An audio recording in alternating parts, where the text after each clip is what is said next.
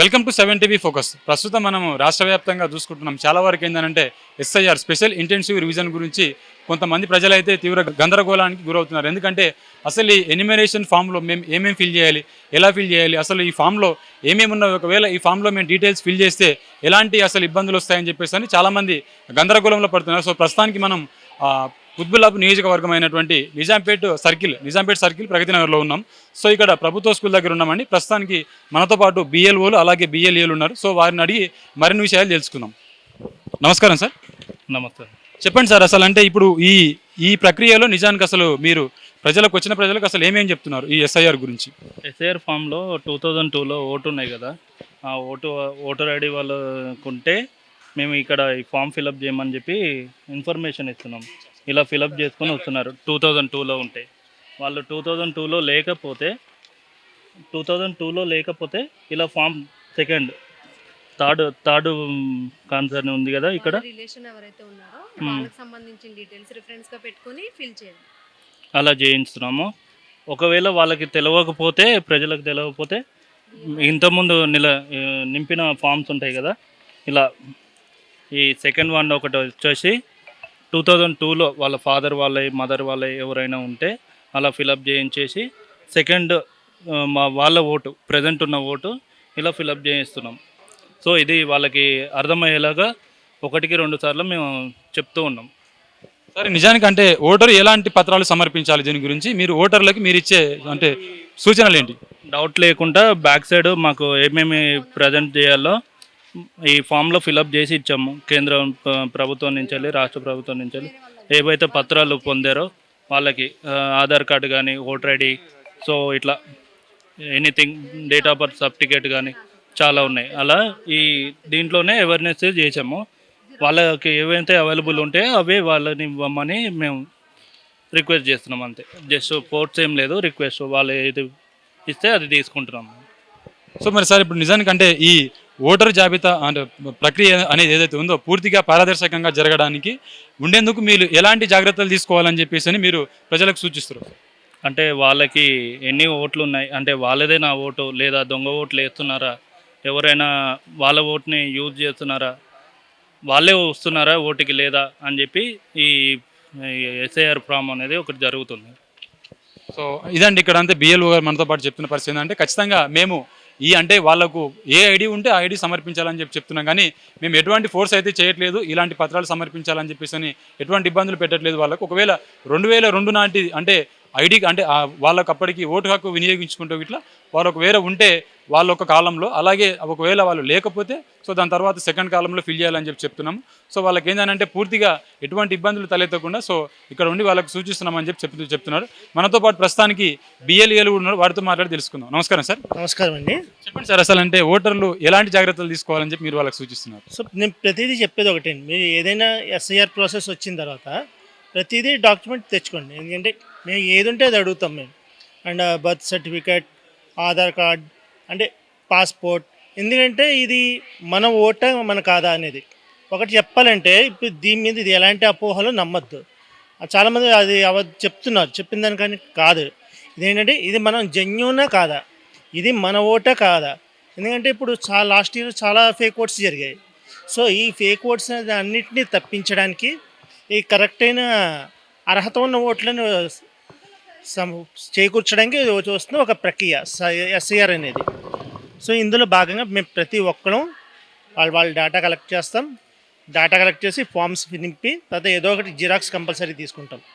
మీరు నేను అందరినీ చెప్పేది ఒకటండి, చేతులు జోడించి చెప్తున్నాను ఫస్ట్లో.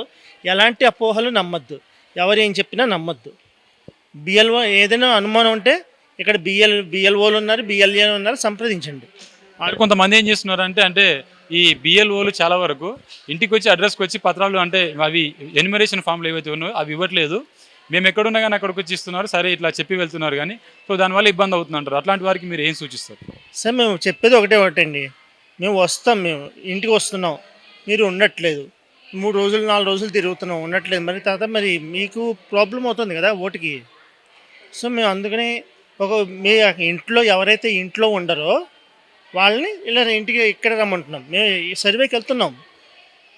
సో మనతో పాటు మరొక బిఎల్ఏ ఉన్నారు, వారిని అడిగి తీసుకుందాం. నమస్కారం మేడం. నమస్తే అండి. చెప్పండి మేడం, అసలు ఈ ఓటర్లకి ఎలాంటి సూచనలు చేస్తారు? ఎందుకంటే చాలా వరకు స్పెషల్ ఇంటెన్సివ్ రివిజన్ మీద గందరగోళం అయితే నెలకొందని చెప్పొచ్చు. ఎందుకంటే కొంతమంది ప్రజలు ఏంటంటే చదువు రాని వాళ్ళు చాలా మంది ఉన్నారు.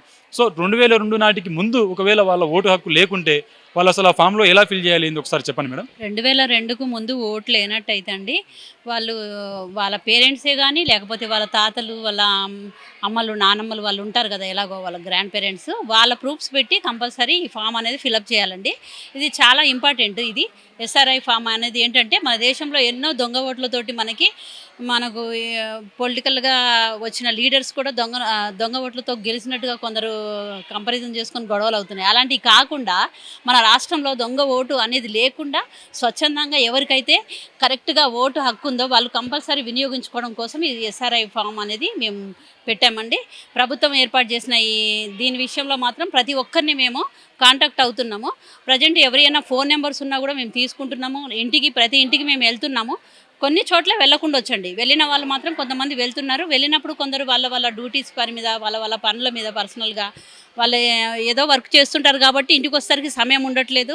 ఈవినింగ్ టైంలో ఇలాంటి ప్లేస్లో కలవాలని చెప్పి మామూలుగా స్కూల్స్లో కానీ పార్కుల్లో కానీ ఇలాంటి స్వచ్ఛందంగా మళ్ళీ బిఎల్ఓలే కానీ బిఎల్ఏలే కానీ ఇక్కడ కూర్చొని వీళ్ళకి హెల్ప్ చేస్తున్నారండి. మేడం ఒకవేళ 2002 నాటికి ముందు ఒకవేళ వాళ్ళ ఫాదర్ కానీ మదర్ కానీ ఒకవేళ అనివార్య కారణాల వల్ల లేకపోతే సో వాళ్ళకి ఎలాంటి సూచనలు చేస్తారు? అంటే వాళ్ళ ఓటర్ ఐడి ఖచ్చితంగా ఇందులో ఫిల్ చేయాలని చెప్తున్నారు కదా, ఒకవేళ వాళ్ళు లేకుంటే వాళ్ళ ఓటర్ ఐడి కనిపించకపోతే అది నెక్స్ట్ అసలు అంటే ఆల్టర్నేటివ్ ఏంది మేడం సొల్యూషన్ దానికి? అంటే వాళ్ళకి సంబంధించిన ప్రూఫ్స్ అయితే ఉంటాయి కదండి, స్టడీ చేసినవి కానీ స్టడీ సర్టిఫికెట్స్, కాకపోతే వాళ్ళ క్యాస్ట్ సర్టిఫికెట్స్, వాళ్ళ బర్త్ ఆఫ్ సర్టిఫికెట్స్ అన్నీ ఉంటాయి. ఎందుకంటే వాళ్ళ ప్రాపర్ వాళ్ళు ఎక్కడ పుట్టారు ఎలా అంటే దాని డీటెయిల్స్ కోసం వాళ్ళ దగ్గర ఉన్న ఎటువంటి సర్టిఫికెట్ అయినా కూడా దానికి అటాచ్ చేసి ఓటు హక్కును కంపల్సరీ వినియోగించుకోవాలి. ఐడీస్ అంటే ఇప్పుడు వాళ్ళు ఏమేమి సమర్పించాలి పత్రాలు? అంటే ఆధార్ కార్డు కానీ ఇలా ఏదైనా ఒకటి సమర్పిస్తే సరిపోతుందా లేకపోతే లేదండి? యాక్చువల్గా ప్రభుత్వం ఒక 12 ఇచ్చారు. 12లో ఒక 2 యాక్సిస్గా ఒక 2 ఇచ్చినా పర్లేదు. ఓ 2 అంటే కంపల్సరీ ఏదైనా క్యాస్ట్ సర్టిఫికెట్ ఉన్నా పర్లేదు, లేకపోతే వాళ్ళ దగ్గర రేషన్ కార్డు ఉన్నా అటాచ్ చేయొచ్చు. నార్మల్గా వాళ్ళ ఐడి ప్రూఫ్స్ ఇంకేమన్నా స్టడీ సర్టిఫికెట్స్ ఉన్నా కూడా పెట్టడానికి కంపల్సరీ. సో మీరు ఫైనల్గా ఈ ఫేక్ ఓట్లకు సంబంధించి కానివ్వండి, నకిలీ ఓట్లకు సంబంధించి కానివ్వండి, ఇవి కాపాడుకోవాలి అని అంటే నిజమైన ఓటర్లకు అసలు మీరు ఎలాంటి సూచనలు ఇస్తారు మేడం? అంటే ఇప్పటి వరకు అండి ఓట్లు జరుగుతున్నా కూడా కొందరు బయటికి వచ్చి ఓట్లు వేయలేని పరిస్థితుల్లో ఉన్నారు. కానీ ఇప్పుడు ఇది స్వచ్ఛందంగా ఎలా జరుగుతుందంటే ప్రభుత్వం అంతా ఎందుకు చేపట్టిందంటే ఇది నిజమైన ఓట్లు ప్రతి ఒక్క ఎవరైతే ఓటు హక్కు కలిగి ఉన్నారో వారంతా కూడా వినియోగించుకోవాలి. ఇలాంటి అపోహలతో ఇంట్లో ఉండడానికి వీల్లేదు. దొంగ ఓట్లు వేసి ఎవరు మళ్ళీ ఇట్లాంటి ఇబ్బందులు పడకుండా ఉండడం కోసమే ప్రభుత్వం ఏర్పాటు చేసిన దీనికి ప్రతి ఒక్కరు ఓటు హక్కు వినియోగించుకోవాలని మేము మనస్ఫూర్తిగా కోరుకుంటున్నామండి. ఇదండి ఇక్కడ పరిస్థితి. Thank you madam. అంటే ఖచ్చితంగా ప్రతి ఒక్కరు ఓటు హక్కును వినియోగించుకోవాలని, ఫేక్ ఓట్లు కానీ దొంగ ఓట్లు కానీ చాలా వరకు చలామణి అవుతున్నాయి రాష్ట్రంలో అని చాలా వరకు పార్టీలు కూడా కొంత అంటే ప్రతిపక్ష పార్టీలు కానివ్వండి అలాగే ఇతర ప్రజలు కానివ్వండి కొంతవరకు ఇబ్బందులు తలెత్తే అవకాశం ఉంది కనుక సో ఖచ్చితంగా ఓట్లు అనేవి వినియోగించుకోవాలి ప్రతి ఒక్కరు బయటకు వచ్చి. సో ఫేక్ ఓట్లు ఏమైనా ఉంటే అలాగే నకిలీ ఓట్లు ఏమైనా ఉంటే కూడా అటువంటి వాటిని కూడా తొలగించే ఆస్కారం ఉంటుంది దీనివల్ల అని కానీ ఇక్కడ బిఎల్ఓలు అయితే చెప్తున్న పరిస్థితి కనిపిస్తుంది. సో మనతో పాటు మరి కొంతమంది ఉన్నారు, ఒకసారి వారిని అడిగి తెలుసుకుందాం. నమస్తే మేడం. నమస్తే అండి. చెప్పండి మేడం, అసలు అంటే చాలా వరకు ఈ ఎస్ఐఆర్కి సంబంధించి గందరగోళం నెలకొంది. నేను ఒక పాయింట్ చెప్తా. బిఎల్ఓస్ ఇంటింటికి రావట్లేదు అనేది అయితే జరుగుతుంది కదా, ఎందుకు రావట్లేదు అంటే ఇప్పుడు నాకు ఇచ్చిన పేపర్లో మాకు ఇలాంటి ఫామ్స్ ఫిల్ చేయమని చెప్పారు కదా, ఈ ఫామ్లో ఫిల్ చేయించినప్పుడు ఒకసారి మీరే దీంట్లో చూస్తే చిరునామా 464 అంటే నేను దేంట్లోకి వెళ్ళాలి? ఇన్ కేసు నాకు ఒక 464 కాకపోతే నేను స్కాన్ చేసుకుని దాని డీటెయిల్స్ వస్తాయి. ఆ ఫోన్ నెంబర్ మేము చెక్ చేద్దామంటే దాంట్లో 0 ఉంటుంది. లేదు అంటే వాళ్ళ ఫోన్ నెంబర్ వేరే అప్పట్లో కాబట్టి 2-3 ఇయర్స్కి ఒకసారి యాక్చువల్ మొబైల్ నెంబర్ అందరూ మార్చకపోవచ్చు కానీ కొంతమంది మారుస్తారు. సో వాళ్ళు ఏం చేస్తారంటే దాంట్లో మొబైల్ నెంబర్ వచ్చేసి రాంగ్ ఉంటుంది, కలవట్లేదు. మేము దాన్ని ఎట్లా ట్రేస్ అవుట్ చేయాలి? అందుకే మేము ఏం చేస్తున్నామంటే ఇట్లా కాకపోయినా మేము ఇట్లా ఓట్ చేయడానికి వచ్చినప్పుడు పోలింగ్ బూత్ ఉంటుంది కదా, ఆ పోలింగ్ బూత్ దగ్గరకు వస్తే నేను వచ్చాను అనుకోండి, ఎక్కడికి వెళ్ళామని ఒకవేళ వన్ ఆఫ్ ద పర్సన్ అడుగుతారు. వాళ్ళకి ఏం చెప్తే ఇట్లాగా మాకు పేపర్ ఇవ్వలేదు కాబట్టి మేము ఓట్ ఎక్కడ చేస్తామో వాళ్ళ దగ్గరికి వెళ్ళేసి అక్కడ పేపర్ ఇచ్చినట్టుగా మౌత్ టాక్ వెళ్తుంది అనమాట, నేను ఇక్కడ తీసుకున్నాను. అట్లా అయితేనే అవుతుంది, అంతేకాని బిఎల్ఓలు రావట్లేదు అనడానికి ఛాన్సే లేదు. మేము కూడా వెళ్తున్నాము, ప్రతి ఇంటింటికి తిరుగుతాము. ఏమంటే మాకు 1400 ఓట్స్ ఉన్నాయి నా దాంట్లో. 1400 ఓట్స్ ఒకే చోట లేవు. ఈవెన్ ఒక ఫ్యామిలీలో ఒక ఓటు నాకుంది, ఇంకో ఫ్యామిలీలో అమ్మ ఏంటది హస్బెండ్ ఒక దాంట్లో ఉంది, వాళ్ళ వైఫ్ది ఇంకొక దాంట్లో ఉంది. సో మా ఓట్లు మేము ఎలా తిరగాల్సి వస్తుందంటే 1400 ఇచ్చినప్పుడు మేము మున్సిపల్ ఆఫీస్ నుంచి మొదలుపెట్టి నిజాంపేట మున్సిపల్ ఆఫీస్ నుంచి ఎంక్వైరీ సర్కిల్ వరకు ఉన్నదంటే ప్రతి ఒక్క బ్లాకు తిరుగుతున్నాం. ఈవెన్ మాకు ఏవైతే ఐడెంటిఫై అవుతున్నాయో ఆ అడ్రస్లకి అయితే మేము వెళ్తున్నాం.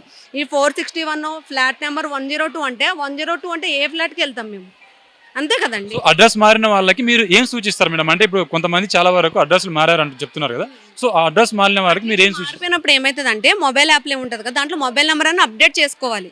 లేదు అంటే నా మొబైల్ నెంబర్ చేయించుకుంటున్నానండి, కన్సర్న్ ఒక ఆఫీస్ మున్సిపల్ ఆఫీస్ కానీ ఎక్కడికన్నా మా మొబైల్ నెంబర్స్ అందరికీ ఆన్లైన్లో ఉన్నాయి కాబట్టి అట్లీస్ట్ మాకు ఇన్ఫామ్ చేసినా కూడా మేము మాకు ఓటర్ లిస్ట్ ఏదైతే ఉందో ఆ ఓటర్ లిస్ట్లో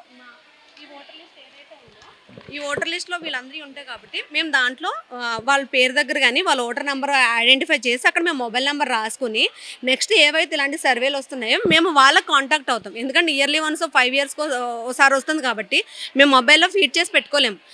ఈ డేటా అనేది మాకు ఉంటుంది కాబట్టి మేము దీంట్లో ఎంటర్ చేసి పెట్టుకుంటాం కాబట్టి మాకేంటంటే మాకు ఇలాంటి అడ్రస్ ట్రేస్ అవుట్ అవ్వలేనివి మాత్రం మొబైల్ నెంబర్లు ఇచ్చారనుకోండి, అట్లీస్ట్ దాని త్రూ అయినా మేము వస్తాం. ఇది మేడం ఒకవేళ మేడం ఇప్పుడు చాలా మంది కొంతమంది చదువురాని వాళ్ళు ఉంటారు, వాళ్ళ దగ్గర స్మార్ట్ ఫోన్లు ఉండవు, అలాంటి వారికి ఏం చెప్తారు మేడం? పక్క వాళ్ళు అడుగుతామండి. ఇప్పుడు నాకు పెన్షన్ రావట్లేదు అన్నది నా చిన్న ఫోనే ఉంది, పెన్షన్ రాలేదు అన్న విషయం నలుగురు చెప్తున్నాము, అది ఎలా తెలుసుకుంటున్నామో నా ఓటు గురించి కూడా అట్లా కనుక్కోవాలి. నాట్ ఓన్లీ ప్రభుత్వం ద్వారా వచ్చే పథకాలు మాత్రమే కనుక్కోవడం కాదు, ప్రభుత్వం నుంచి ఏర్పాటు చేసిన ఇలాంటి స్కీములకు కూడా మనము అలౌ చేసుకోవాలి, మన వాటికి కూడా ఆన్సర్ ఇవ్వాలి. సో ఫైనల్గా అంటే ఓటర్లకు వారి ఓటును వారు కాపాడుకోవాలంటే మీరు ఎలాంటి జాగ్రత్తలు ఎలాంటి సూచనలు ఇస్తారు మేడం? నాకు కావాలంటే నేను కంపల్సరీ 4 చోట్లకి 5 చోట్లకి వెళ్ళేసి కనుక్కొని నేను దాని గురించి ఏమైతే ఉన్నదో దానికి డాక్యుమెంట్స్ కానీ నా దగ్గర లేవనుకోండి, ఏవైతే నా దగ్గర ఉన్నాయో అవే వాళ్ళకి ఇస్తాను. అదైతే నేను కోరుకుంటాను అంతే. మేము మా మెయిన్ థింగ్ ఏంటంటే కొంచెం ఎవరైనా వచ్చినప్పుడు వాళ్ళకి రెస్పాండ్ అవ్వండి, వాళ్ళకి ఏమైనా ఇన్ఫర్మేషన్ కావాలంటే ఆ ఇన్ఫర్మేషన్ వాళ్ళకి ఇవ్వండి. దీనివల్ల మిస్యూజ్ కానీ ఏమవ్వదు, అది కూడా తెలుస్తుంది కదా. అన్నీ అవ్వవు, మిస్యూజ్ అనేది చేసుకునే దాన్ని బట్టి కూడా ఉంటుంది. అన్నీ మిస్యూజ్ అవ్వడానికి కూడా ఛాన్స్ లేదు. సో నేను అదే అనుకుంటున్నాను. Thank you madam. Thank you అండి. సో ఇదండి ఇక్కడ అంటే మేడం చెప్తున్న పరిస్థితి ఏంటంటే ఖచ్చితంగా మీరు అడ్రస్ మారితే ఖచ్చితంగా మీ ఫోన్ ద్వారా మీరు అందులో అప్డేట్ చేసుకుంటే సరిపోతుంది. మా దగ్గర లిస్ట్ ఉంటుంది కనుక ఆ లిస్ట్ అవుట్ని చేసి మేము అడ్రస్కి వెళ్ళాలి, లేదంటే వాళ్ళకి ఫోన్ అన్న చేసి కనీసం ఇన్ఫర్మేషన్ ఇస్తామంటే మా దగ్గర డేటా అనేది ఉంటుంది కాబట్టి మేము అంటే ఇంటింటికి వెళ్ళట్లేదు అని చెప్పేసి ఏదైతే ఆరోపిస్తుందో అది అబద్ధం. ఖచ్చితంగా మేము అడ్రస్ ఏదైతే కరెక్ట్ ఉంటుందో వాళ్ళ ఇంట్లోకి వెళ్తున్నాం, వాళ్ళకి మేము ఇన్ఫర్మేషన్ ఇస్తున్నాం. ఒకవేళ అలా లేని వారి ఖచ్చితంగా ఇక్కడికి ఇప్పుడు స్కూల్లో ఏర్పాటు చేశారు కాబట్టి ఇక్కడికి వచ్చి సో వాళ్ళు ఏంటంటే ఫామ్లు తీసుకొని సో వాళ్ళ డీటెయిల్స్ ఇక్కడ ఇచ్చేయాలని చెప్పి మేడం చెప్పే పరిస్థితి ఉంది. సో ఇదండి ఇక్కడ పరిస్థితి. Cameraman కిషోర్తో Shivakumar, 7 TV focus, Pragathi Nagar.